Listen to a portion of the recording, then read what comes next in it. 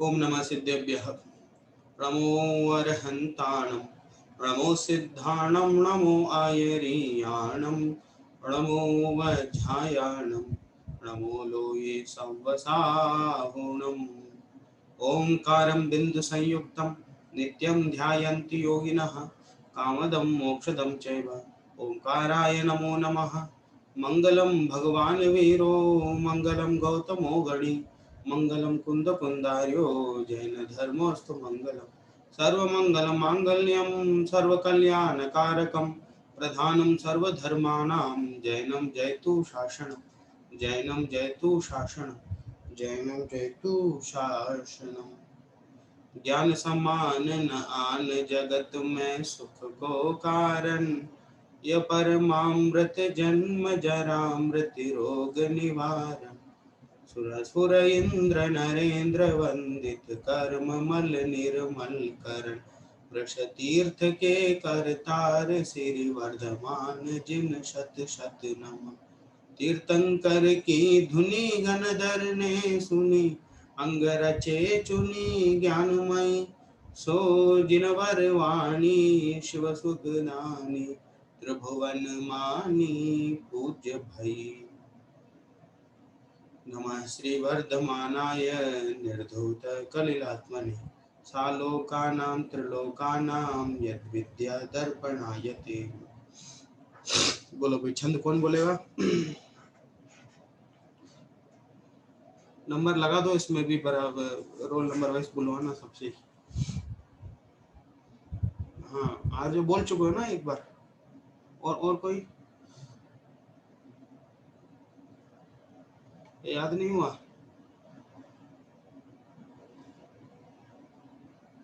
तो 4 लाइन याद करने में इतना आपको समय लग रहा है? जो रोजाना बोल रहे हैं हम लोग, वो छंद भी याद नहीं हो रहा। सुनते सुनते तो याद हो जाना चाहिए। अर्थ भी किया हुआ मैंने आपको।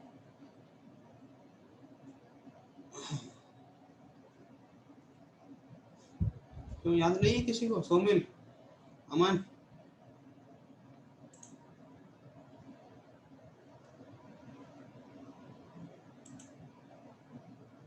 बोलो श्रीवर्धन। ज्ञान को उजागर सहज सुख सागर, सुगुण रत्नाकर विराग रस भर्यो है।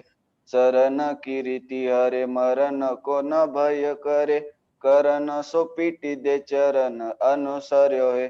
धर्म को मंडन भरम को विखंडन है, परम नरम हो के करम सो लर्यो है। ऐसे मुनि राज भुवि लोक में विराजमान, नीरखी बनारसी नमस्कार कर्यो है। चलो, रत्नाकार नहीं है, रत्नागार है। उसमें चेंज किया होता तो फिर बराबर पढ़ते। चलो, अहिंसा अनुव्रत के संदर्भ में अपनी चर्चा चल रही है। संकल्प से कृतकार्य अनुमोदना, मनोवचन काय से कृतकार्य अनुमोदना से जो त्रस जीवों की हिंसा नहीं करता है, उसे अहिंसा अनुव्रत कहते हैं। हिंसा और हिंसा का फल, इस संबंध में बहुत विशद विवेचन हमने देखा। केवल जीवों का मरना ही हिंसा नहीं है। अभिप्राय में मारने का उद्देश्य हुआ, मारने का परिणाम हुआ तो वो बंध का कारण है। परद्रव्यों में जो जीवों की हिंसा होती है वो बंध का कारण नहीं है, यत्नाचार पूर्वक प्रवृत्ति होती है, उसको ही यहाँ अहिंसा कहा। अब मैं अपेक्षा कर रहा था आप कोई प्रश्न पूछेंगे, यत्नाचार क्या है। अब किसी ने पूछा नहीं तो मैं खुद ही बता देता हूँ कि सावधानी पूर्वक जो प्रवृत्ति होती है कि मेरे द्वारा मैं उठते बैठते समय, सोते जागते समय किसी जीव की हिंसा नहीं हो जाए, खाते पीते समय कि किसी प्रकार किसी जीव की हिंसा नहीं हो जावे। इस प्रकार जो सावधानी पूर्वक कदम रखता है, सावधानी पूर्वक हर कार्य को करता है कि कोई जीव न मर जाए, ऐसी प्रवृत्ति को यत्नाचार करते हैं। तो साहब, ऐसी प्रवृत्ति करने से जीव नहीं मरते हैं क्या? वो अनजाने में कोई जीव मर जाते होंगे, अनजाने में कोई जीव मर जाते होंगे। इसने तो कपड़े से ऐसा आराम से बहुत ऐसा ऐसा करके झटकार के बहुत आराम से फिर पढ़ना शुरू किया। वो इतना आराम से झटकारने में भी कोई जीव अगर मर गए तो उसका दोष इसको नहीं लगेगा, क्योंकि उसका उद्देश्य मारना नहीं था। इस प्रकार यत्नाचार प्रवृत्ति अहिंसा है और इसके विपरीत प्रमाद परिणति हिंसा है। प्रमत्त योगात प्राण विपरोपणम हिंसा। ये तत्वार्थ सूत्रकार ने हिंसा की परिभाषा बताई। ठीक है, समझ में आ गई ना बात। सकारात्मक रूप से देखेंगे अहिंसा किसे कहते हैं, तो यत्नाचार प्रवृत्ति को अहिंसा कहते हैं, और हिंसा किसे कहते हैं, प्रमत्त परिणति को, प्रमाद परिणति को। प्रमादी मतलब आलसी व्यक्ति ज्यादा हिंसा करता, ये बात नहीं है कि जो बिना देखे बिना सोचे समझे जीवों का ख्याल रखे बिना प्रवृत्ति जो जीव करता है उसे वहां हिंसा का कारण कहा। ठीक है, मूल अभिप्राय से है हिंसा अहिंसा का संबंध। ठीक है, देखो हिंसा को नहीं समझेंगे आप, हिंसा अहिंसा आपको समझ में नहीं आएगा तो आगे कोई भी व्रत नहीं आएगा समझ में। कि सर्वप्रथम जो व्रत है वो अहिंसा है, चारित्र का जो आधार है वो अहिंसा है। शेष सभी व्रत मालूम अहिंसा के आधार पर ही करेंगे। सत्य को भी अहिंसा के आधार पर ही समझाएंगे, चोरी को भी अहिंसा के आधार पर ही समझाएंगे, ब्रह्मचर्य को भी अहिंसा के आधार पर ही, परिग्रह को भी अहिंसा के आधार पर ही। सब व्रतों का मूल अहिंसा ही है। ठीक है, इसलिए हिंसा अहिंसा के संदर्भ में कोई भी भूल नहीं होनी चाहिए, पूरा हमें स्पष्ट ज्ञान होना चाहिए। ठीक है, चलिए किसी को प्रश्न तो नहीं है ना हिंसा अहिंसा के संदर्भ में? अभी तक जो भी चर्चा हुई है सब पूरा आपको ख्याल में आ गया है? किसी को कोई परेशानी तो नहीं है ना समझने में? चलिए अब आगे बढ़ते हैं। अतिचार। अब अहिंसा अनुव्रत के 5 अतिचार कहते हैं कि साहब किसी ने अहिंसा अनुव्रत तो ले लिया लेकिन 5 ऐसी गलती कर रहा है तो वो अहिंसा अनुव्रत नहीं पालन किया जाएगा। अहिंसा अनुव्रत में वो नहीं मान्य होगा। कि साहब शास्त्री तो कर रहा है, कि साहब शास्त्री तो कर रहा है, डिग्री तो मिलेगी, लेकिन कुछ ऐसी गलतियां उसमें बीच में कर बैठता है कि शास्त्री करने का कोई मतलब ही नहीं निकलता उसका। ठीक है, इसे उसको अतिचार बोलते हैं। तो अतिचार माने व्रत का एक देश भंग होना अतिचार है। क्या? व्रत का एक देश भंग हो जाना उसका नाम अतिचार है। देखो और भी कई चीजें होती है, अतिचार, व्यतिचार, व्यतिक्रमम, अनाचार, ये 4 चीजें हैं। क्या क्या कहा मैंने? अतिचार, व्यतिचार, अनाचार, व्यतिक्रम। ये आचार्य अमित गति आचार्य ने गिनाए हैं। ये 4 चीजें। व्रत का एक देश भंग हो जाना सो अतिचार है। ठीक है, अति व्याप्ति दोष होता ना, जो अति है अतिचार हो गया कि कोई न कोई ऐसी गलती कर रहा है जिसमें पूर्णतः वो पालन नहीं हो रहा है। और सोमदेव सूरी ने तो ऐसा कहा है कि अतिचार सहित जो पालन करता है व्रत का वो पुण्य का कारण नहीं है। मतलब वो व्रत का पालन करके भी पाप का ही बंद करता है अगर अतिचार उसमें है तो। ठीक है, इसलिए यहाँ जैसे कोई कहेगा सब हम रात्रि भोजन तो नहीं करते हैं, अब लेकिन उसमें रात्रि भोजन की जगह सब बराबर सब बना लेते हैं। बात समझ में आई ना? मूंगफली सेक लेते हैं और क्या वो चिप्स खा लेते हैं और रबड़ी खा लेते हैं और क्या क्या बना लेते हैं, पनीर खा लेते हैं, वो सिंगाड़े के आटे की पनीर के पकौड़े बना लेते हैं। आटा तो उसमें रहता है, सिंगाड़ा चलता है रात में तो फिर उसको खाते हैं और उसके आटे बना के रख लेते हैं और पनीर का पकौड़ा उसके माध्यम से बना लेते हैं। अब क्या क्या कलाकारी, सब तो खाना ही तो हो गया। और क्या सिंगाड़े के आटे की पूड़ी बना लेते। तो साहब ये तो चलता है, ये तो चलता है। अब चलता करके कुछ ऐसे बचने दिया ही नहीं। बहुत प्रवृत्ति इस प्रकार की होती है। तो कि साहब देखो वो पूरा अतिचार हो गया ना उसमें, कि साहब देखो बहुत अगर बहुत ज्यादा जरूरी हो तो एक गिलास कोई दूध पी ले, उससे ज्यादा तो क्या करे।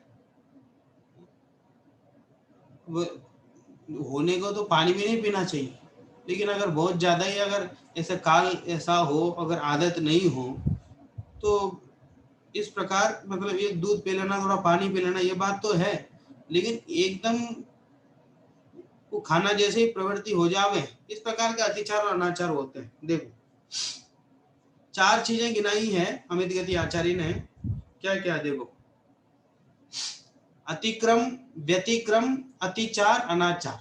ठीक है, अतिक्रम, व्यतिक्रम, अतिचार और अनाचार। कोई भी व्रत पालते हुए मानसिक शुद्धि का नष्ट होना अतिक्रम है। क्या नोट कर लेना, कोई भी है ना, मानसिक शुद्धि का नष्ट हो जाना। कोई भी व्रत हम पालन कर रहे हैं, मानसिक शुद्धि नहीं है, बाहर द्रव्य से तो करते जा रहे हैं लेकिन मन में शुद्धि नहीं है, तो मन में शुद्धि नहीं तो किस में जाएगा, अतिक्रम में जाएगा। और एक होता है व्यतिक्रम, व्यतिक्रम में शील रूप बाढ़ का उल्लंघन करना, ये व्यतिक्रम है। व्रत आदि पालन करते समय शील की रक्षा नहीं करना, शील का उल्लंघन करना, ये व्यतिक्रम है। और विषयों में कदाचित प्रवृत्ति करना अतिचार है।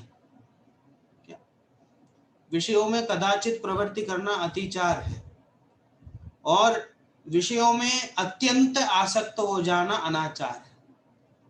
ठीक है, विषयों में आंशिक रूप से प्रवृत्त होना अतिचार है, और विषयों में ही अत्यंत आसक्त हो जाना अनाचार है। और एक अतिचार की परिभाषा ये है कि व्रत का एक देश भंग हो जाए। ठीक है कि साहब एक देश भंग हो गया, व्रत तो व्रत कहलाएगा कि नहीं। आप बोलो कि अगर आदमी है एक आंख नहीं है तो वो पूरा व्यक्ति खाना कहलाएगा कि एक आंख खाना कहलाएगा। एक हाथ नहीं है तो पूरा व्यक्ति विकलांग कहलाएगा कि अकेले अंग की नहीं, एक हाथ नहीं है बाकी सब सही है साहब, ये अच्छा आदमी है, विकलांग नहीं, ऐसा कहा जाएगा। एक अंग नहीं है तो उसका दोष पूरा शरीर पर ही आएगा। बात समझ में आए ना, तो पूरे व्यक्ति को ही विकलांग कहा जाएगा, तो व्यक्ति की कमी मानी जाएगी। बात समझ में आ रही ना। इसी तरह यहाँ अगर व्रति एक देश भंग हो गया तो पूरा व्रति भंग होता है, उसका जो फल मिलना चाहिए वो नहीं मिलता। ठीक है, ऐसा ऐसा अहिंसा व्रत का तो कोई पालन करे, संकल्प तो ले ले कि मैं त्रस्त की हिंसा नहीं करूंगा मन वचन का, ऐसा करने के बाद अगर ये 5 गलती कर रहे हैं तो वो व्रत की श्रेणी में नहीं आएगा। देखो 5 गलतियां कौन सी है, छेदन, बंधन, पीड़न, छेदन बंधन पीड़न, मति भारारोपणम, व्यतिचारा, मति भारारोपणम, व्यतिचारा, आहार वारणापि च, आहार वारणापि च, स्थूलवधाद्व्यपुरते पंच। स्थूलबधाद्व्यपुरते पंच। देखिए पूरा पढ़ता हूँ, छेदन, बंधन, पीड़न, मति भारारोपणम, व्यतिचारा, आहार वारणापि च, स्थूलवधात् व्युपरते पंच। देखिए स्थूल वधात्, स्थूल वध, वध माने हिंसा, स्थूल हिंसा से, व्युपरते, व्युपरते माने विरक्ति।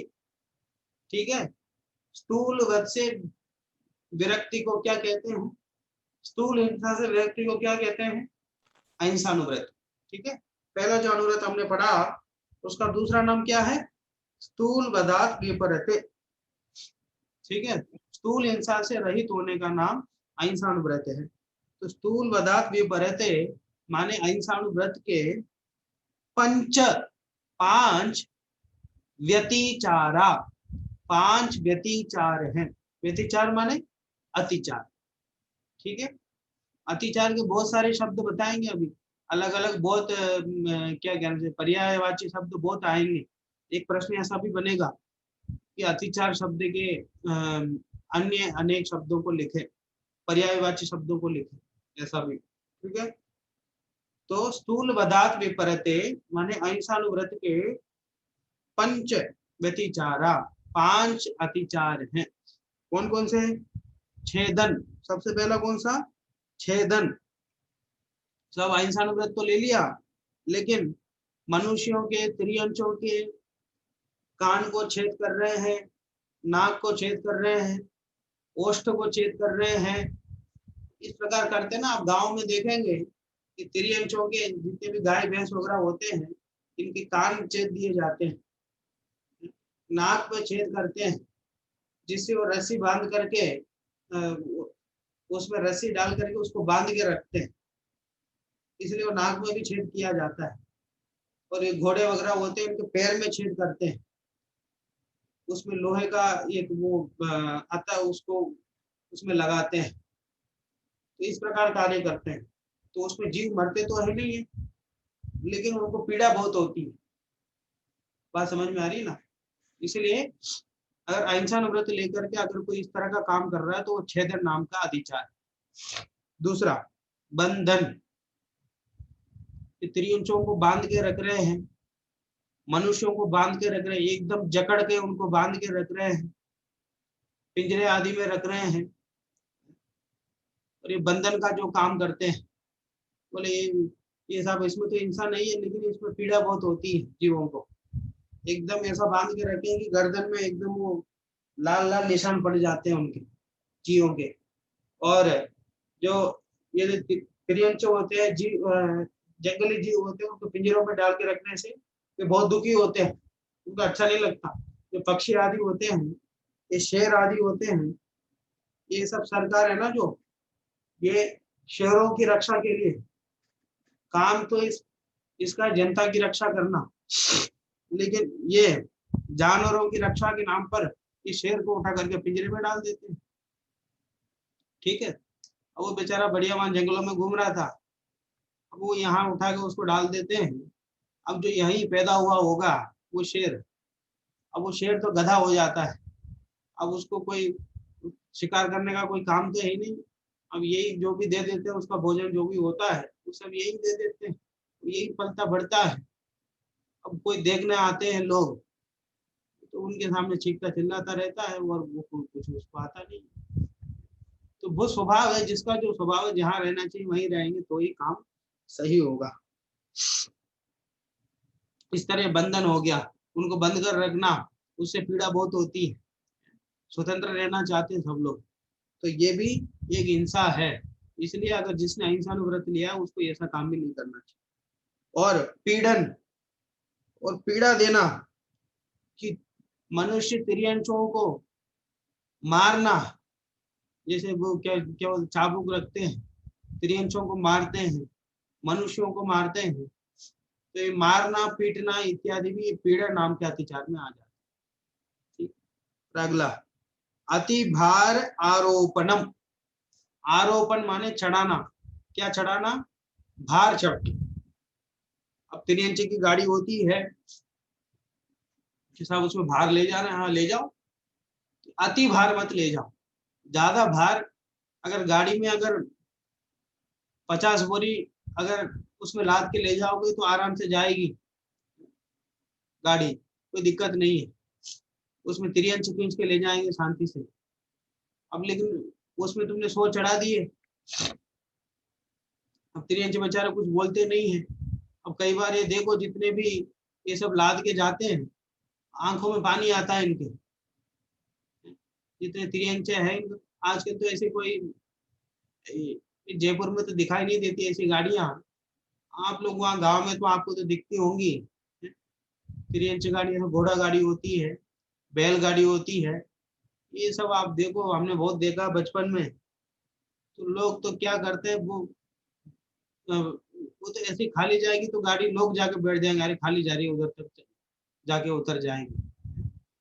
मतलब वो सबको ऐसा लगता है कि इनको भार देना ही चाहिए, ऐसा कर वे बहुत दुखी होते हैं, त्रियंचे वे कुछ बोल नहीं सकते, और एक तो उनको बंधन में डाल दिया है ना। बात समझ में आ रही ना। तो अति भार आरोपण करना ये भी अतिचार है, इंसान जैसा ही। ये सब जीव तो मरता नहीं, अरे जीव नहीं मरे, लेकिन इसमें बहुत, उसमें सामने वाले की जो भावना है वो उसमें बहुत, उसमें ठेस पहुंचती है, उनको बहुत दुख होता है, ये भी इंसान की श्रेणी में ही है। अगला आहार वारणापि, आहार वारणा,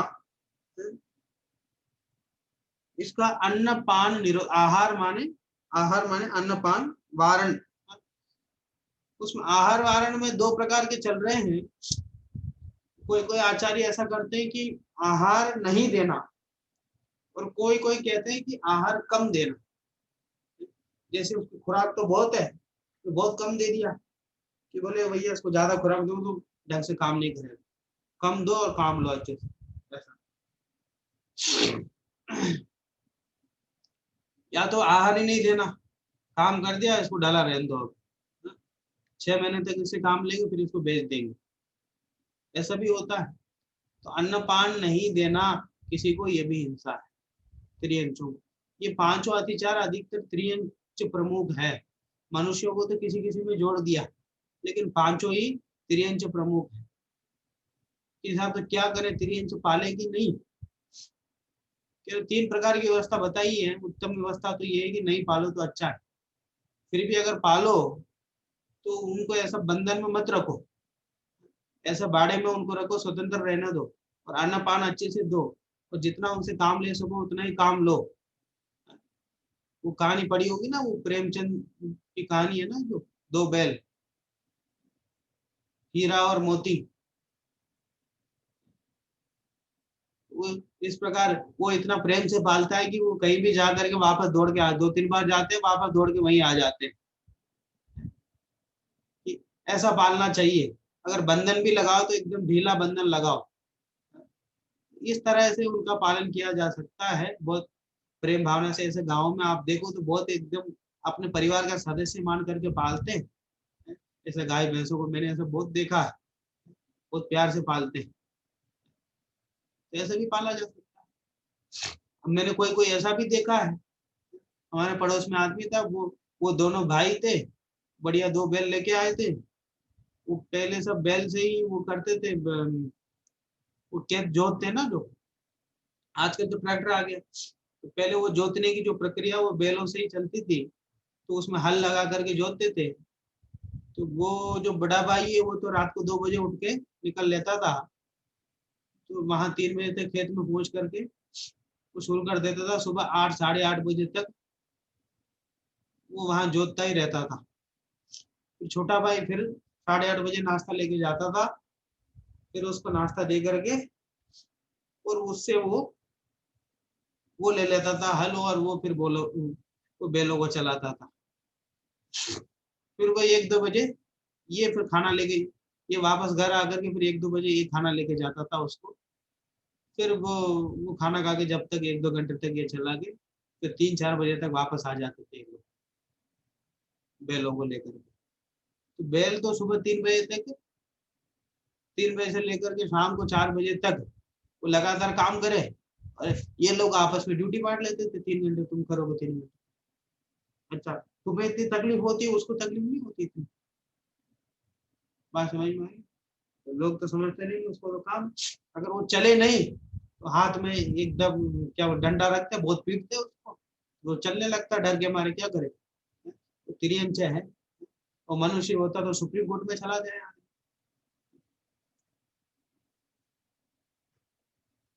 तिरंचे तो क्या करे, कर्म का उदय ऐसा है, वो सब झेलते हैं। तो लेकिन सामने वाले का कर्म का उदय ऐसा भी हो, ऐसा नहीं कहना चाहिए कि साहब तुम उसको इतनी तकलीफ क्यों दे रहे हो, उसका पाप का उदय इसलिए मैं तकलीफ दे रहा हूँ, मैं निमित्त बना हूँ उसके पाप का उदय। ये सही बात नहीं है। उसका पाप का उदय जिस रूप से आना होगा वो आ जाएगा, लेकिन तुम्हें अपने परिणामों में क्रूरता नहीं लानी चाहिए। कि साहब वो मुझे मार रहा, मैं क्या करूं, मैं थोड़ी चुप बैठूंगा। अरे भैया कोई कुछ भी करे, तुम्हें अपने परिणामों में क्रूरता नहीं लाना है तो नहीं लाना है, वो किसी भी परिस्थिति में। कि साहब आप जानते नहीं वो गालियां देता है, बोले हम जानते हैं यार, तुम क्या जानते हो, सब जानते हो, हम सब झेल के आए हैं, हम भी पढ़ कर आए हैं, हर परिस्थिति हमने देखी है। बात समझ में आई ना। क्रूर परिणामी होना कहीं भी ठीक नहीं है, ना धर्म के लिए ठीक है ना स्वयं के लिए ठीक। हर जगह सुलझने का ही प्रयास करना चाहिए, उलझने का नहीं। अज्ञानी उलझता है और ज्ञानी सुलझता है। ठीक है, चलो ये 5 अतिचार हो गए, छेदन, बंधन, पीड़न, अतिभार आरोपण और आहार वारण। ठीक है, आहार वारण का दूसरा नाम अन्नपान निषेध, ऐसा भी नीचे दे दिया है। ठीक है, समझ में आ गया आपको। स्थूल पदार्थ विपरीते माने अहिंसा व्रत के व्यतिचारा, अतिचार, पंच 5, छेदन, बंधन, पीड़न, अतिभार आरोपण, आहार वारणापि। ठीक है, ये 5 अतिचार हो गए। बोलो श्लोक कौन बोलेगा। जिसको भी श्लोक बोलना है रेज हैंड करें।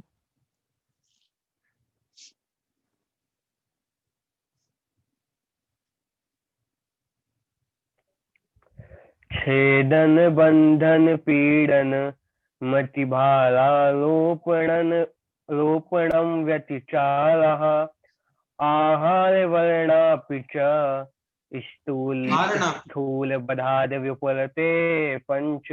वाह बड़ा, वाह बड़ा। आहार वारणापि च बोलो।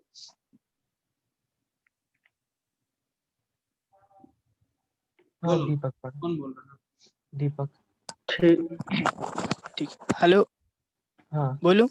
हाँ। छेदन बंधन पीड़न मतिभारारोपणं व्यतिचारा आहार वारणापि च स्थूलवधात्युपरते पंचः। थोड़ा वो ना का जो उच्चारण है एकदम हलंत नहीं करना उसको। मैंने पहले भी बताया आपको कई बार, संस्कृत में वो जब तक हलंत नहीं लगाए उसमें जब तक उसको आधा उच्चारण नहीं करना है। छेदन बंधन पीड़न, तो वो ना थोड़ा सा ऐसा बोलने में आपको पूरा ही लेने का प्रयास करना चाहिए। छेदन बंधन पीड़न मति भारारोपणम व्यतिचारा आहार वारणापि च स्थूलवधात्युपरते पंच। बोलो हर्ष। छेदन बंधन पीड़न मतिभारारोपणं व्यतिचारा आहार वारणापि च स्थूलवादात् व्युत्पत्ते पंच।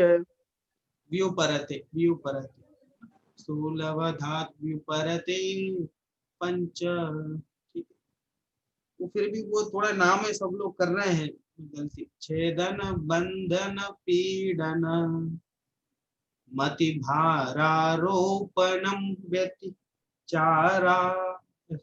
चलो ठीक है, आप धीरे धीरे प्रयास करेंगे तो आ जाएगा, बड़ी बात नहीं। वो सब हिंदी बोलने में हम ऐसा करते हैं ना, देखो वा चा न, वा चा न, इसको हिंदी में कैसे पढ़ेंगे। सामने अक्षर लिखा वा चा न, कैसे पढ़ेंगे। वचन। वचन पढ़ो। वचन। तो नाम में हलंत लगा गया नहीं। हाँ, ये हिंदी में प्रवृत्ति है, ये अपने आप हलंत हो जाता है अंत में। ये रूढ़िवाद हमसे चल रहा है, हमको पता नहीं है, हमने तो शुरू से सीखी हिंदी, तो हमको तो वो थोड़ा सा उसका ज्ञान है। 3 अक्षर में अंतिम अक्षर जो है वो हलंत हो जाता है, 5 में कहीं तीसरा हो जाता है, कहीं चौथा हो जाता है, 4 अक्षर में चौथा अक्षर हो जाता है। ये सब नियम है ना। कोई कोई अक्षर में ऐसे वेद भी होते हैं, बात समझ में आ रही है?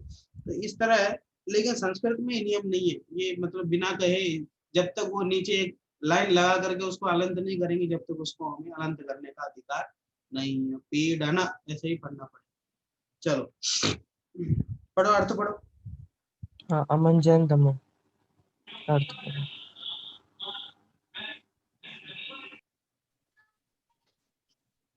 स्थूल हिंसा का त्याग नामक अहिंसा विचार है जो गृहस्थ को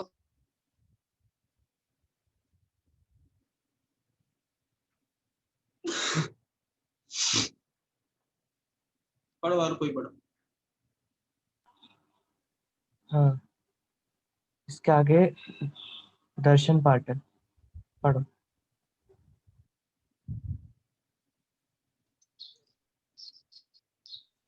त्रियंजों के कान, नाक, ओष्ठ आदि अंगों को छेदना वह छेदन नाम का अतिचार है। मनुष्य को बंधन आदि द्वारा बांधना, बंदी गृह में डाल देना, त्रियंजों को मजबूत बंधन से बांधना, पक्षियों को पिंजरे में बंद करना इत्यादि बंधन नाम का अतिचार है। मनुष्य त्रियंजों को लात, घमुका, लाठी, चाबुक आदि के प्रहार से कष्ट देना वह पीड़न नाम का अतिचार है।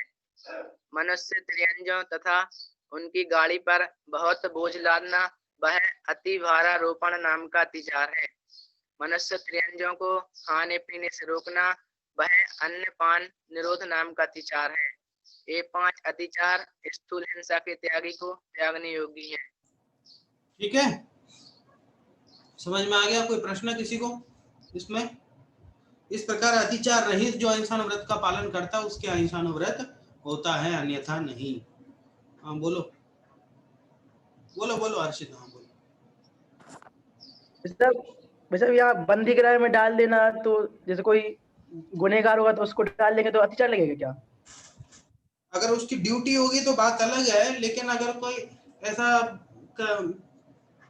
लोग करते हैं ना, बंदी गृह में डाल देते, कोई ऐसे कोई गलती करे, जैसे कोई अपने बच्चों को बंदी गृह में डाल देते, बंदी गृह में अपने कमरे में डाल करके बंद कर लेते। कई बार ऐसा होता है ना, बच्चा कोई गलती करे उसको कमरे में डाल के बंद कर देते हैं, और कोई उसका नौकर वगैरह जो होता है उसको कमरे में डाल करके बंद कर देते, बोले जब तक ये काम नहीं हुए जब तक तुम बाहर नहीं निकल सकते। इस प्रकार भी तो करते हैं लोग, उसकी बात है।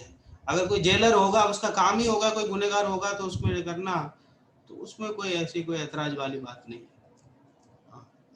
वो ऐसा काम तो करते नहीं, वैसे भी जो ऐसे लोग रहते हैं, अहिंसा व्रत के लोग रहते हैं, तो फिर भी अगर कोई है तो उसमें कोई ऐसा बहुत बड़ा दोष नहीं है।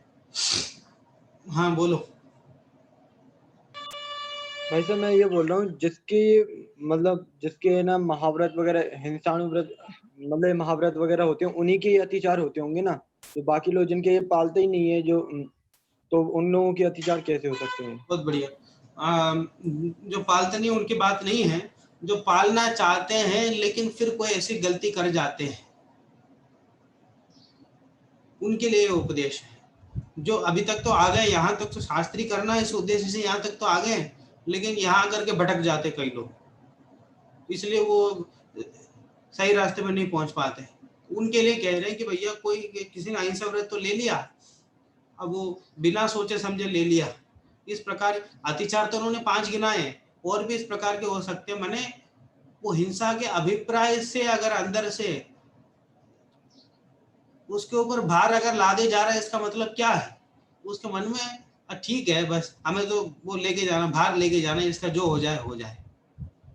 बात समझ में आ रही ना? इसका मतलब वो मन में कहीं ना कहीं हिंसा का अभिप्राय है, तो जो लोग पालते हैं उनके लिए ही है। लेकिन अगर अतिचार सहित पालते हैं तो वो उसका फल उनको मिलता नहीं, एक तरह से द्रव्य लिंग हो जाता है। तो बहिरंग से पालने का प्रयास करते हैं, लेकिन ये अतिचार करते हैं तो उनका बराबर फल नहीं मिलता। और जो अतिचार रहित पालन करते हैं वो द्रव्यलिंग भावलिंग सहित है, ऐसा समझ लेना।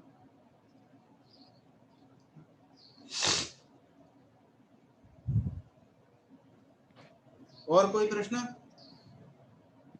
चलिए अब आगे बढ़ते हैं। दूसरा अपना अनुव्रत है सत्यानुव्रत। ठीक है, सत्य किसे कहते हैं? ठीक है, सत्य के बारे में तो तुम लोगों ने क्या पढ़ा अभी तक? जैसा देखा, जाना, सुना, उसको वैसे ही कह देने का नाम सत्य है। अब उसको भूल जाना अब थोड़े समय के लिए। अब यहाँ सामंतभद्राचार्य की परिभाषा थोड़ा सा समझना आप।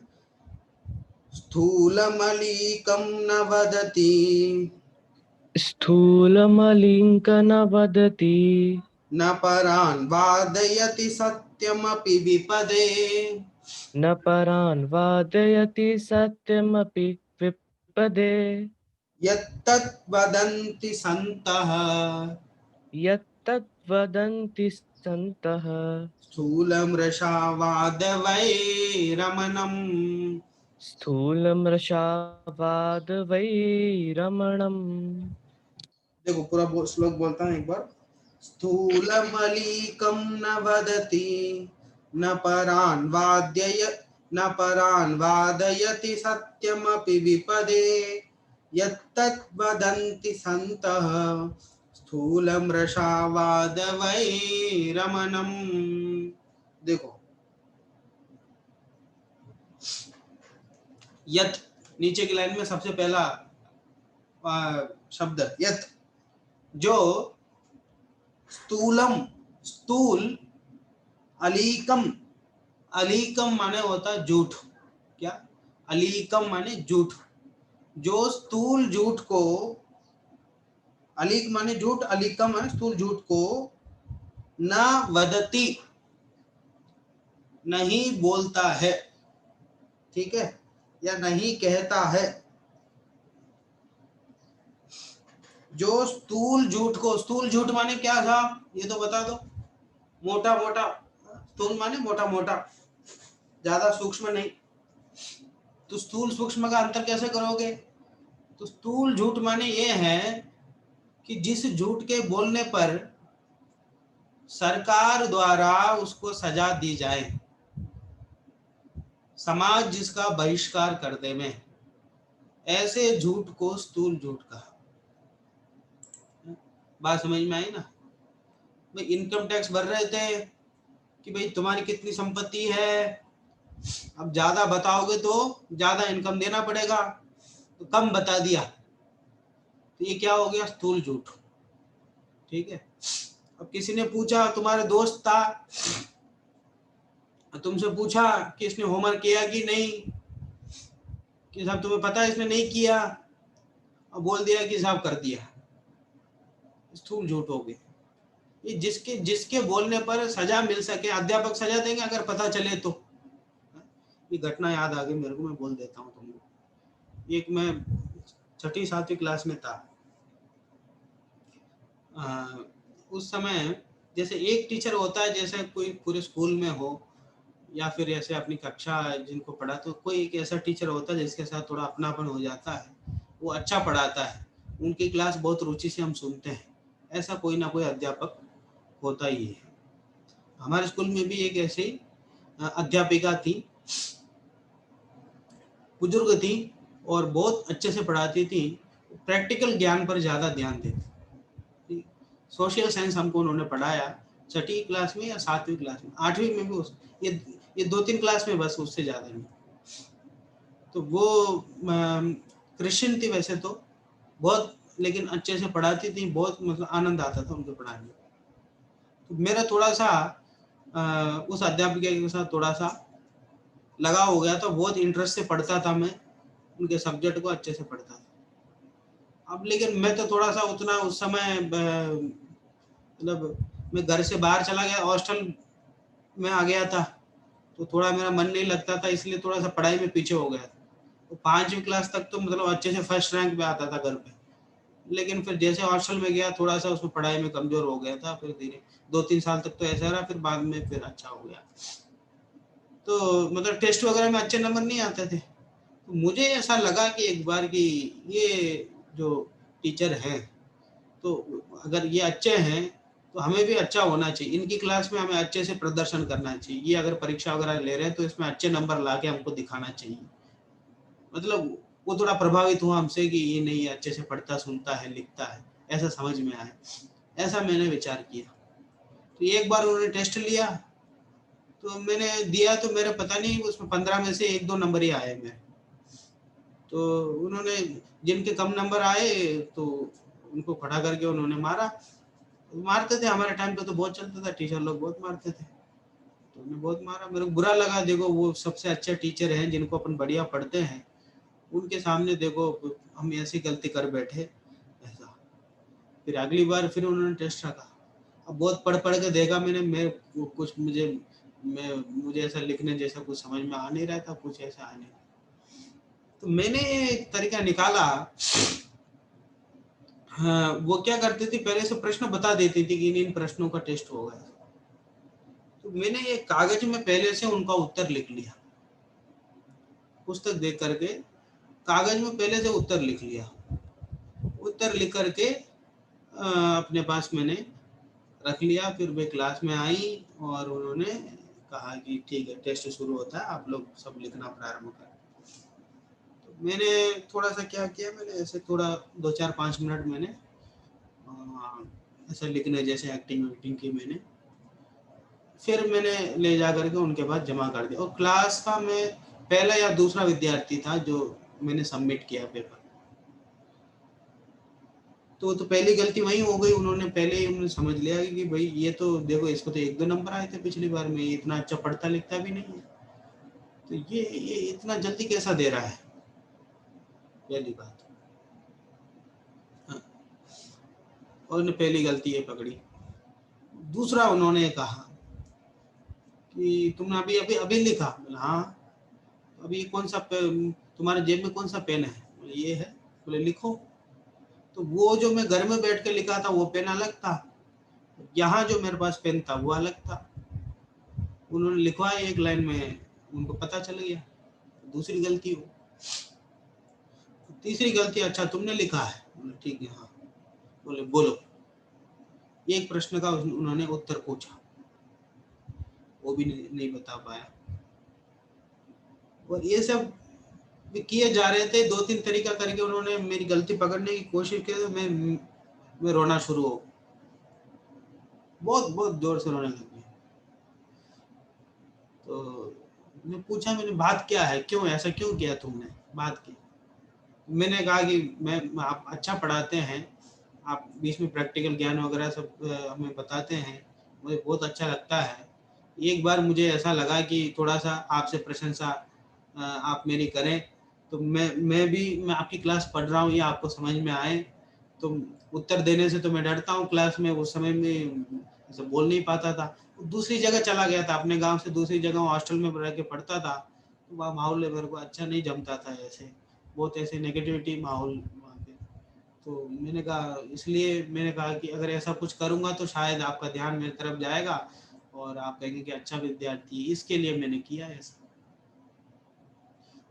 अब लेकिन उन्होंने समझा है, देखो ये उपाय नहीं होता, अगर अच्छा करना है तो फिर वो सही रास्ता ही अपनाना पड़ेगा। तो उन्होंने, हालांकि मेरी पिटाई भी उन्होंने की और जो हेडमास्टर थे उनसे भी मेरी शिकायत की, और 1-2 दिन तक मैं बहुत दुखी रहा, रोता रहा, लेकिन जो होना था हो गया बस। उसके बाद मैंने कभी नकल नहीं की। कभी मेरे क्लास वाले, मान लीजिए कभी उसमें जैन दर्शन का भी पेपर हो, अगर एक ही क्लास में बैठ गए तो जोर जोर से चिल्ला के भी कोई ऐसा शिक्षक आ गया तो ध्यान नहीं देता था। तो मान लीजिए थोड़ा 1 नंबर का 2 नंबर का सब कर लेते थे। मेरा एकदम खास दोस्त भी मानो कुलभूषण भी बैठा हो, इधर से रूपेंद्र भी बैठा हो, बोले तुम्हें कुछ चाहिए क्या? हमें कुछ नहीं चाहिए, हम जितना है हमें ध्यान में है। अगर कदाचित ऐसे किसी ने किसी को बताया, मेरे कान में पड़ गया, तो मैं उसको ज्यादा मन नहीं करता हूँ। मैंने जो सोचा वही लिख के आता हूँ और मुझे बहुत संतुष्टि मिलती है। बाद में जो नंबर आते हैं मेरे नंबर आते हैं, वो किसी और के नहीं है। मेरी जितनी योग्यता, मेरी परीक्षा भी तो है, वो वास्तव में मैंने कितना ग्रहण किया, पढ़ा लिखा है, वो है। और किसी को बताता भी नहीं हूँ, ये भी है। 1-2 बार जरूर सबको बुरा लगता है, लेकिन बाद में ठीक है भैया, उसका स्वभाव है, वो ऐसे करता है ऐसे। वो सचिन जी है, वो बहुत एकदम खास है मेरे, वो एकदम पीछे बैठते हैं, इसमें अभी एमए की परीक्षा में पीछे बैठते हैं। अब उनको आदत लगी, मुझे देख देख के उनको ये आदत लगी कि वो भी अब किसी से पूछते नहीं है, किसी को बताते नहीं है, वो चुपचाप पेपर अपना कर लेते हैं, 1-1.5 घंटे में बाहर आ जाते हैं। मैं अपना पेपर करता हूँ, आ जाता हूँ बाहर। अच्छा, बाहर आने के बाद जरूर चर्चा करते हैं कि इसमें तुमने क्या लिखा, ये जरूर करते हैं, वहां नहीं करते हैं। क्या 1-2 नंबर में क्या हो जाएगा, क्या फर्क पड़ जाएगा, किसको प्रभावित करना है? अब वहां मेरी जो पिटाई हुई, उन्होंने जो समझाया, अब वहां भले ही वो गलती हुई, लेकिन अच्छा हुआ कि मेरी गलती वही सुधर गई, उसी उम्र में सुधर गई कि आगे कहीं बड़ा। मैं भले 10वीं की मैंने परीक्षा दी, क्या क्या किया बच्चों ने, कोई जूते में रख करके ले जा रहा है चिट रख के, कोई ऐसा इसमें शर्ट में यहाँ रख के ले जा रहा है, वहां रख के ले जा रहा है। अरे भैया इतनी मेहनत तुम कर रहे हो, इससे बढ़िया 2 मिनट बैठ के पढ़ लो ना, तुम समझ लो ना क्या विषय है। हाथ में लिखोगे, यहाँ लिखोगे, वहां उतना समय तो लगेगा ही है ना, उतना समय तुम क्यों नहीं पढ़ लेते उसको? तो फेल हो जाएंगे तो डर है। अरे भाई एक बार डर खत्म हो जाने दो, एक बार फेल हो तो जाओ कि साहब दोबारा देंगे फिर फेल हो जाए, दोबारा फेल हो जाओ। 1-2 बार फेल हो गए तुम अपने आप, वो निकल आएगा रास्ता कहीं ना कहीं। लेकिन नकल करना कोई उपाय थोड़ी हुआ है। और वो अध्यापक होता है, वो अध्यापक होता है, अध्यापक सब पकड़ लेता है। वो अच्छा अध्यापक होगा तो सब पकड़ ले, भले तुम्हें कहेगा कुछ नहीं कि क्या करना है। दंड बड़ो करतार को चित्त से दीजो निकाल। सबसे बड़ा दंड क्या है? सबसे बड़ा दंड ये है कि चित्त से उसको निकाल दो सामने वाले को। ये तो ढीठ है, वैसे इसको समझाने का कोई मतलब नहीं, ऐसा करके छोड़ देते ना, ये सबसे बड़ा दंड है।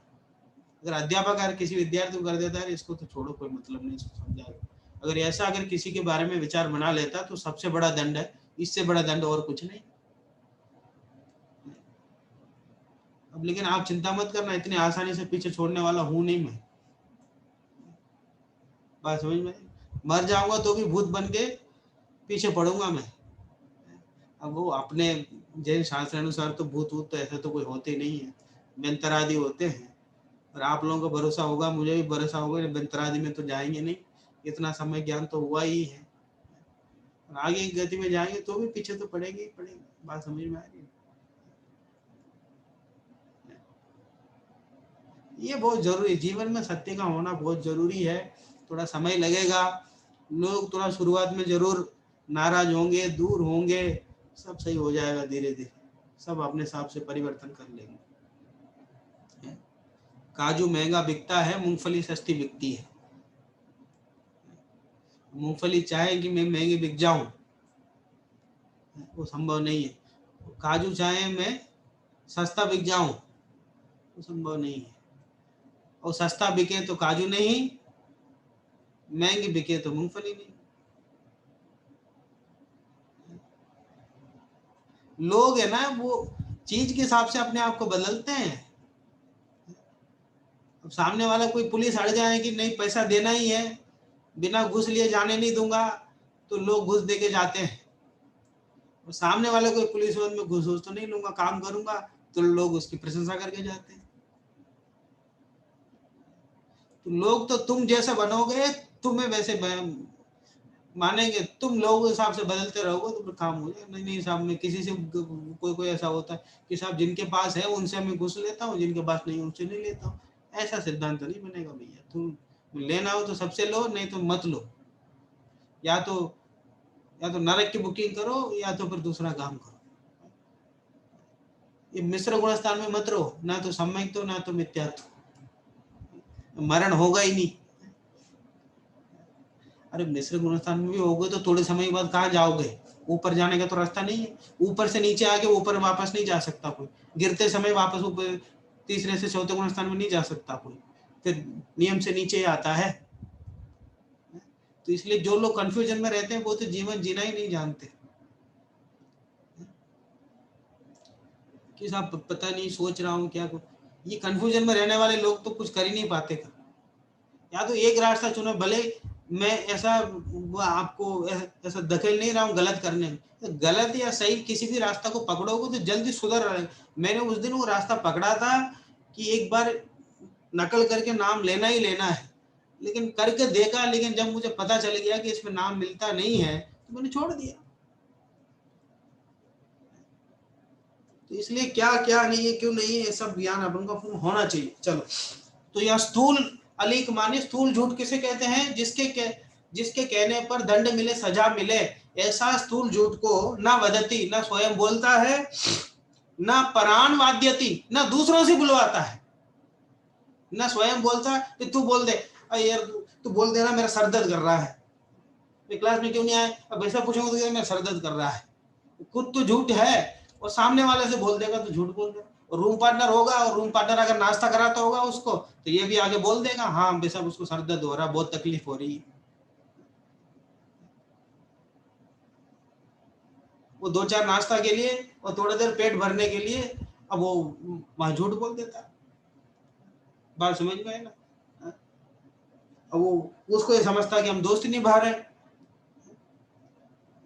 बात समझ में आ रही है? चलो, न दूसरों से बुलवाता है और सत्यमपि विपदे, सत्य भी क्यों ना हो। अब यहां से बात थोड़ी बदलती है। स्थूल झूठ ना तो स्वयं बोलता है अमन दबो, ना दूसरों से बुलवाता है, ये तो एक पॉइंट हो गया। और क्या कह रहे हैं, सत्यमपि विपदे, सत्य भी क्यों ना हो, लेकिन अगर विपत्ति हो उससे, सत्य बोलने से अगर किसी को आपत्ति हो जाए, सत्य बोलने से किसी जीव की हिंसा हो जाए, तो ऐसा सत्य भी न वदति न परान वाद्यति, न स्वयं बोलता न दूसरों से बुलवाता, सत्य भी। यद्यपि सत्यम लोक विरुद्धम, लोक विरुद्ध हो तो वो नहीं कहना चाहिए। अब कोई कसाई आ रहा है, उसका बकरा भाग गया आगे, वो आपके सामने से निकला बकरा इधर से, और पीछे पीछे कसाई हाथ में लेकर आया तलवार। पंडित जी जय जी ने नमस्कार, बोले वो आपने मेरा बकरा को देखा? तो पंडित जी एकदम सत्यवादी, हाँ हाँ देख इसी तरफ गया, देखो वहां देखना उसमें फंस गया है, वो देखना वो दीवार के नीचे छुपा हुआ है। अब सत्य बोला या असत्य बोला पंडित जी ने? अब वो कसाई क्या करेगा, उसको बकरा को पकड़ के ले जाएगा। तो क्या करें साहब, झूठ बोल दें हम, झूठ बोले। अब तुम झूठ बोलो, जो बोलना बोलो या ना बोलो, लेकिन ऐसा सत्य नहीं बोलो जिससे हिंसा हो जाए। और सब लोग मिलकर के खड़े, तुम्हारे पंथ के 13 पंथ के लोग खड़े, 20 पंथ के लोग, 1000 लोग खड़े, दोनों तो मंच में खड़े होकर बोल रहे तेरा पंथी सही है, नीचे से लोग चिल्ला रहे, आपस में लड़ रहे हैं, बोले तेरा पंथी सही है, तेरा पंथी सही है। भैया तुम अभी चुपचाप, तेरा पंथ सही होगा, लेकिन अब तुम थोड़ा अभी चुप, नहीं नहीं मैं तो सत्य बोलूंगा, मेरी जुबान कोई अलग नहीं कर सकता, मेरी जुबान नहीं खींच सकता कोई। अरे अभी देखो इतनी भीड़ है, जुबान क्या तुम्हारे पूरे शरीर खींच कर अलग कर देंगे लोग यहाँ। नहीं हम तो सत्य, भैया तुम सत्य, तुमने सत्य का कौन सा ऐसा ठेका ले लिया, बात समझ में आ रही ना? लेकिन सत्य बोलने से ऐसा हिंसा होती तो सत्य नहीं बोलना चाहिए। अगर माहौल बिगड़ता हो तुम्हारे सत्य बोलने से तो नहीं बोलना चाहिए। ऐसा हजारों आचार्य हुए, लेकिन कुंद आचार्य ने बस हिम्मत की है मुनियों की निंदा करने की, भाव पहाड़ों में निगोद में जाएंगे ये बात कहने की, केवल कुंद आचार्य ने हिम्मत की है। हजारों मुनिराज हो गए, हजारों मुनिराज ने शास्त्र लिखा, क्यों नहीं लिखा? क्यों नहीं लिखा? अरे बात सत्य है कि नहीं है? बिल्कुल सत्य है, 100% सत्य है, लेकिन क्यों नहीं लिखा? अरे भैया एक पद होता है, मंगलम भगवान वीरो, मंगलम गौतमो गनी, मंगलम कुंद आर्यो, कुंद आचार्य के नाम का एक प्रभाव है। आज 2000 वर्ष के बाद भी कुंद आचार्य के नाम ऐसा चलता है, तो 2000 वर्ष पहले कैसा नाम चलता होगा, सोचो जरा। उनके द्वारा कहना एक अलग बात है। कोई क्लास में नहीं आ रहा तुम उसके पीछे पड़े हो, देखो प्राचार्य बोले अगर उसको डांटे पीटे, किसी ने कोई गलती करी, मस्ती करी, दो लोग आपस में लड़ाई कर रहे हैं, तुम दोनों को लेकर के उसको समझा रहे हो कि देखो भैया ऐसा मत करो, ऐसा नहीं करना चाहिए, वैसा नहीं करना चाहिए, ऐसा कर। अगर तुम्हारी बात नहीं सुन रहा कोई, तुम्हारी बात सुनने से और लड़ाई कर रहे हो लोग, और माहौल बिगड़ रहा हो कि नहीं सब हम तो सत्य बोलते। अरे भैया तुम सत्य बोलते हो, लेकिन अभी तुम्हारी भूमिका नहीं है, भूमिका अनुसार सत्य बोला जाता है, और तुम्हारे बोलने से क्या प्रभाव पड़ेगा ये देखा जाता है। तुम्हारे बोलने से अगर अच्छा काम होगा, 2-4 बच्चे और आ जाएंगे, अच्छा हो जाए तो ठीक है। अगर बोलने से माहौल बिगड़ रहा हो तो नहीं बोलना चाहिए। इसको बोल रहे हैं सत्यमपि। मैं पहली बार पढ़ा, मेरे पैरों तले जमीन खिसक गई। हम तो ये समझ रहे कि हम तो जैसा देखा, जाना, बोला, बस वही हो गया, वो बस वो सत्य बोलने का नाम ही सत्यानुव्रत है। यहाँ ये कह रहे हैं भैया सत्य भी हो, लेकिन अगर विपदा में, विपदा का कारण हो ना तो स्वयं बोलना चाहिए, ना तो दूसरों से बुलवाना चाहिए। देखो क्यों पड़ी ऐसी बात आरजे मोदी पहले कभी आई ऐसी बात ख्याल में कभी? समंत भद्राचार्य कह सकते हैं ऐसी बातें, सबने अनुकरण किया, सब आचार्यों ने अनुकरण किया इसका। देखो दो बातें हो गई ना, स्थूल झूठ को ना स्वयं बोलता है ना दूसरों से बुलवाता है, एक बात हो गई। और सत्य भी हो, लेकिन अगर वो माहौल बिगड़ने में कारण हो, हिंसा का कारण हो, किसी जीव को मारने में कारण हो, झगड़ा का कारण हो, तो ऐसा सत्य को भी ना बोलता है ना दूसरों से बुलवाता है। ठीक है, ये दो बातें यत जिनमें हो, तत् उसे स्थूल मृषावाद, मृषावाद माने झूठ बोलना, मृषावाद, और स्थूल माने सामान्य, मतलब स्थूल का ही, उसमें पूरे अनुवृत्ति में स्थूल का ही त्याग होता, सूक्ष्म नहीं होता। ठीक है, तो स्थूल मृषावाद, स्थूल झूठ बोलने का वैरमणम, वैरमणम माने त्याग, स्थूल मृषावाद का त्याग कहा है। इसका मतलब सत्यानुवाद वदंती, ये तत् वदंती का ना वदंती कहते हैं। कौन कहते हैं? संत, संत कहते हैं। तो रत्नकर्ण श्रावकाचार्य में संत कौन होंगे? गणधर। ठीक है, तो गणधर क्या कहते हैं? स्थूल मृषावाद वैरमणम सत्यानुव्रत वदंती कहते हैं तत्, उसको, किसको? यत जो स्थूल झूठ को स्वयं ना बोलता है ना दूसरों से बुलवाता है। स्थूल झूठ माने जिसके माध्यम से हमें सजा मिले, और ऐसा सत्य भी जिसके माध्यम से वो विपदा का कारण बने, ऐसा सत्य भी नहीं बोलता है। ओम शांति। बोलो श्लोक। हाँ, श्लोक बोलने के लिए डिजाइन करें। हाँ चेतन पढ़ो। स्थूलमलीकं न बदति न परान् बाधयति सत्यमपि विपदे यत्तद्वदन्ति सन्तः स्थूलमृषावाद वैरमणम्। पढ़ो, अर्थ भी पढ़ दो।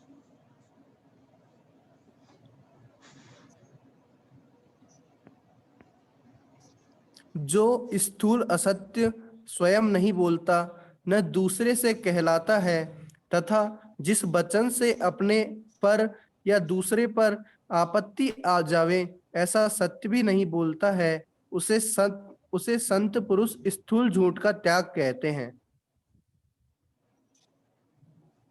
पढ़ो भावार्थ। भावार्थ, सत्य अनुव्रत का धारी क्रोध मान माया लोभ के वशीभूत होकर ऐसा वचन नहीं बोलता जिससे अन्य का घात हो जाए, अपवाद हो जाए, कलंक लग जाए, क्योंकि वही तो निंद वचन है जिस वचन से मिथ्या। बात समझ में आ रही ना? ये सत्य अनुव्रत का धारी क्रोध मान माया लोभ के वश, एकदम क्रोधी हो गया। नहीं, मैं तो सच बोल रहा हूँ साहब, मैं तो बोलूंगा, मैं तो उनके सामने बोलूंगा, एकदम क्रोधी होके। ये क्रोधी होके तुम बोलोगे तो वो सत्य भी होगा तो असत्य ही है। वो कषाय के वशीभूत होकर के तुम ऐसा वचन बोलते हो जिससे सामने वाले का घात हो जाए, अपवाद हो जाए, कलंक लग जाए, आपस में लड़ने लगे लोग, बोले ऐसा वचन भी वह असत्य की श्रेणी में आएगा साहब। फिर असत्य का त्याग नहीं हुआ आपका। पढ़ो।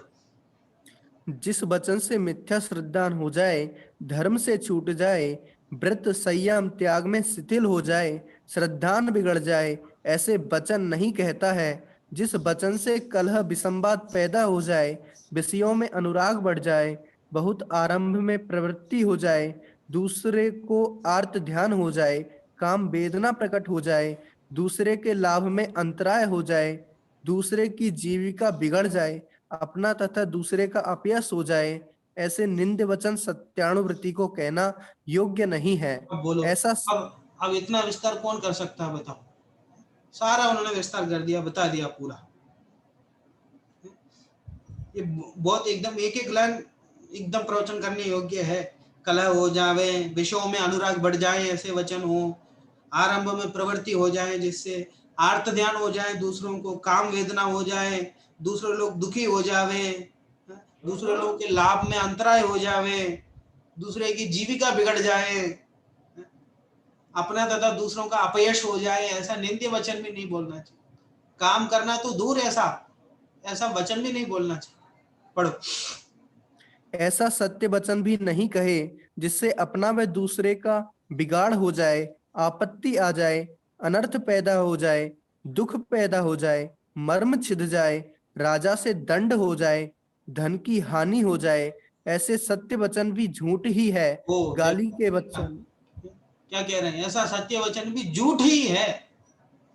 महाराज सत्य है, ये तो एकदम सत्य है। बोले सत्य नहीं, झूठ है। बोले क्यों? कि भैया ऐसे दूसरे लोग दुखी हो रहे हैं, दूसरों की हानि हो रही है, आपत्ति आ रही है, दूसरों का बिगाड़ हो रहा है, मर्म छिद रहा है, राजा से दंड होने वाला है, धन की हानि होने वाली है। लेकिन साहब सत्य है ना, मैं क्या करूं? अरे सत्य होगा, सत्य अनुभव करने की चीज है, प्रकट करने की चीज नहीं है। पढ़ो।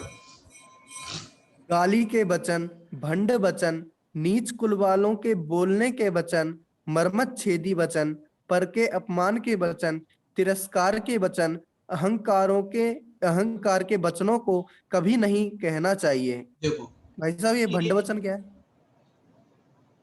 भंड वचन माने है ये गाली गलौज जैसे ही होते हैं, लेकिन गाली उन्होंने अलग से ले लिया, इसलिए यह भंड माने है मेरे ख्याल से। एक मिनट में देख के ही बता देता हूँ। वैसे गाली अर्थ होता है भंड का, लेकिन अब गाली उन्होंने पहले ही ले लिया। मैं एक बार देख के बताता हूँ ना। जी भाई साहब। पढ़ो। जिन सूत्र के मर्म छेदी तो अनुकूल, समझता हूँ ना। हाँ, रहस्य खुल जाए किसी का, किसी के बारे में रहस्य खोलने रूप मतलब बात बोलना। पढ़ो। जिन सूत्र के अनुकूल अपने पद के हित रूप बहुत प्रलाप रहित, प्रामाणिक, संतोष उत्पन्न करने वाले, धर्म का प्रकाश फैलाने वाले वचन कहना चाहिए, जिनसे न्याय रूप आजीविका सधे, अनीति रहित होए। ऐसे वचनों को कहने वाले गृहस्थ के स्थूल असत्य का त्याग रूप दूसरा अनुव्रत होता है। ठीक है, चलिए, किसी को कोई प्रश्न है इसमें? अहंकार के वचन नहीं बोलना, तिरस्कार के वचन नहीं बोलना, किसी को तिरस्कार कर ले, है ना, किसी को सम्मान कम नहीं देना चाहिए। भाई साहब एक प्रश्न है। बोलो। जैसे पंडित सदाशिव दास जी ने भी बहुत सारे इसमें लिखा है क्षेत्रपाल पद्मावती के। अब इसको पढ़ के किसी को बहुत द्वेष हो जाए, किसी को कुछ कषाय बढ़ जाए, तो उसमें पंडित जी क्या कर सकते हैं? वो तो सत्य का प्रतिपादन कर रहे थे। नहीं नहीं, ऐसा नहीं, उसमें उन्होंने निंदा नहीं की है। कहने का तात्पर्य उनका जो यथार्थ स्वरूप बताया, वो स्वरूप भी ऐसा। अच्छा, हम सबने पढ़ा, 30 लोगों ने हमने पढ़ा, हमको किसको उसमें बहुत दुख हो गया, किसको बहुत नहीं, एकदम कषाय हमको उत्पन्न नहीं हुआ। हुआ, लेकिन वो जो जिन मानते हैं उनको तो हो सकता है ना।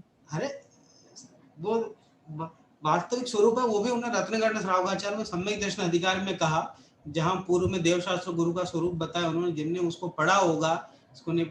अगर कोई एकदम पढ़ करके कोई जबरदस्ती उसमें से गलती निकाले तो उसकी बात नहीं है। कोई पढ़ करके जबरदस्त, अगर वो प्रकरण है, टीका लिख रहे हैं और सामने देवशास्त्र गुरु के वर्णन करने की जिम्मेदारी उनके ऊपर आई है, वहां सामने ऐसा श्रोता भी बैठे हैं जो समझने योग्य हैं, उनके हिसाब से उन्होंने लिखा उस समय। वहां उस समय ऐसा उनको ऐसा माहौल दिखा कि यहाँ विरोध होने की ऐसी कोई संभावना नहीं है, और जिससे मोक्ष मार्ग ही अवरुद्ध हो जाए जिसके नहीं कहने से, फिर वो नहीं कहना, वो तो उचित ही नहीं है ना, बिल्कुल। जी। तथा मेघ वर्षा होने पर बहुत से जीवों का हित होता है, और कोई कोई ऐसा जीव होते हैं वो नहीं चाहते हैं, उनकी दृष्टि से उपदेश नहीं देना ये तो उचित नहीं है उस दृष्टि से, और कोई बात। और ऐसा उन्होंने कोई ऐसा एकदम गलत मतलब ऐसा वो कह दें कि नहीं तू पद्मावती है, तू कुछ नहीं करती है, ऐसा ऐसा करके एकदम बेकार वचन बोले तो बात अलग। लेकिन उन्होंने व्यवस्थित वस्तु स्वरूप, ये व्यंतर जाति के देव हैं, सम्यक दृष्टि रूप पैदा नहीं होते हैं, स्त्री पर्याय में सम्यक दृष्टि जाते नहीं, ऐसा करके उन्होंने वस्तु स्वरूप को उन्होंने समझाया। हाँ। थोड़ा सा उसमें उन्होंने ध्यान रखा, उसमें ऐसी कोई बात नहीं। वहां उस समय उनके सामने ऐसे श्रोता रहे होंगे समझदार, समझ ले में इस दृष्टि से, और कोई बात नहीं। अगर कोई जबरदस्ती आपके सामने आकर के बैठ जाए, एकदम गर्दन पे तलवार रख के, अब बोले तुम पद्मावती के बारे में, बोल के बताओ, मैं बताता हूँ, तब भी अगर कोई बोलता तो वो गलत है। भैया आप ठीक है, आप लोग समझने वाले नहीं है। अगर कोई हाथ जोड़ के बैठा हो, सब थोड़ा समझाओ तो सही, हमें स्वरूप क्या, सच्चा देव का स्वरूप तो बैठे तो समझा। तो अंतर पड़ जाता है उसमें। बहुत प्रश्न बहुत अच्छा किया तुमने, लेकिन बहुत अच्छा विचार अच्छा किया है, वेरी गुड। तो भाई साहब इसी पे प्रोजेक्ट बना रहे, तो पहले बनाने से पहले बहुत डर लग रहा था कुछ गड़बड़ नहीं हो जाए। शाबाश, वेरी गुड, कोई दिक्कत नहीं, करो, कोई दिक्कत नहीं। अपना अभिप्राय सही होना चाहिए तो वचन सही निकलेंगे अपने आप, कोई परेशानी की बात।